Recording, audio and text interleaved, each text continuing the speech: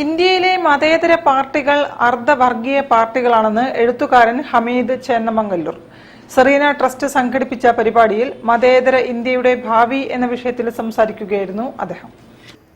ഇന്ത്യയിലെ മതേതര പാർട്ടികൾ അർദ്ധവർഗീയ പാർട്ടികളാണെന്ന് എഴുത്തുകാരനും ചിന്തകനുമായ ഹമീദ് ചേന്നമംഗല്ലൂർ. പൂർണാർത്ഥത്തിൽ അവയൊന്നും മതേതരമല്ല. അധികാരത്തിന് വേണ്ടി അവർ വർഗീയതയെ പ്രീതിപ്പെടുത്തുകയാണ് ചെയ്യുന്നത്. ആ അവസ്ഥയിൽ നിന്ന് അവർ മാറണം. സെറീന ട്രസ്റ്റ് സംഘടിപ്പിച്ച ചടങ്ങിൽ മതേതര ഇന്ത്യയുടെ ഭാവി എന്ന വിഷയത്തിൽ പ്രഭാഷണം നടത്തുകയായിരുന്നു അദ്ദേഹം. ഭരണഘടന എന്ന ഒറ്റ വിശുദ്ധ ഗ്രന്ഥമേ ഇന്ത്യക്കുള്ളൂവെന്ന് മതേതര പാർട്ടികൾ മനസ്സിലാക്കണം. ഭരണഘടന പൊളിച്ചെഴുതണം.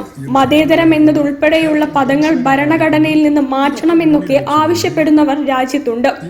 ഇസ്രായേലിനെ പോലെ വംശീയ ജനാധിപത്യത്തിലേക്ക് ഇന്ത്യ നടന്നടുക്കുന്നുണ്ടെന്നും അദ്ദേഹം പറഞ്ഞു. മധ്യകാല ഇന്ത്യയിൽ ഒരുപാട് യുദ്ധങ്ങൾ നടന്നിട്ടുണ്ട്, ക്ഷേത്രധ്വംസനങ്ങൾ നടന്നിട്ടുണ്ട്.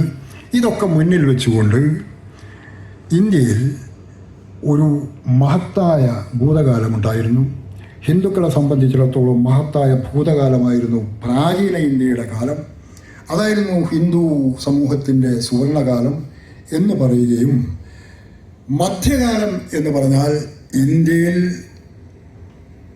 അതിൻ്റെ അധപ്പതനത്തിൻ്റെ കാലമാണ് എന്നും കാനേഷ് പൂനൂർ, KV അബ്ദുൾ മജീദ് എന്നിവർ സംസാരിച്ചു. News bureau, Kozhikode. തിരികെ എത്താം ഒരു ഇടവേളയ്ക്ക് ശേഷം.